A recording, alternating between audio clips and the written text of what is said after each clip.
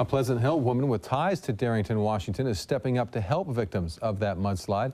KZI 9 News reporter Chinu Hur joins us live in the studio to show us what she is doing and how you can take part. Chinu? Matt, Nancy Bascom was born and raised in Darrington, Washington, just 10 miles away from the Oso mudslide.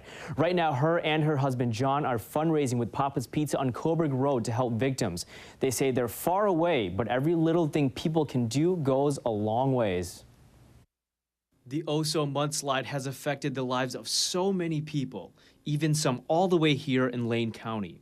My closest friend called me and I was unavailable, and she left a message that said, "Nancy, I just want you to know we're okay." Nancy Bascom lives in Pleasant Hill, but her story starts in Darrington, Washington, where she was born. I have a lot of friends. I went to school there, all my 12 years of school. No kindergarten back then. That's also where she met her husband, John. We eventually married, and we lived there until about 1975 when we transferred with his job.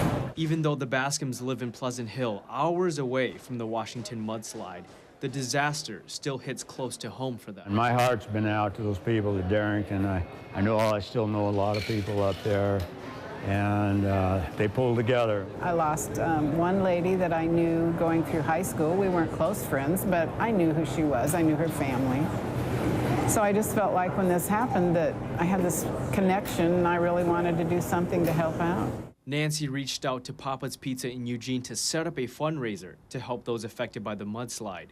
She and John say they've been touched by the local community's willingness to help. People are really interested in helping even though they don't know anybody. I've had people stop by and put money in the jar already. They're still there, the down and out, that still need the help too, and people have to realize just because you have a big catastrophe like that, you still got other people in the community. I think it kind of reaches home to everybody.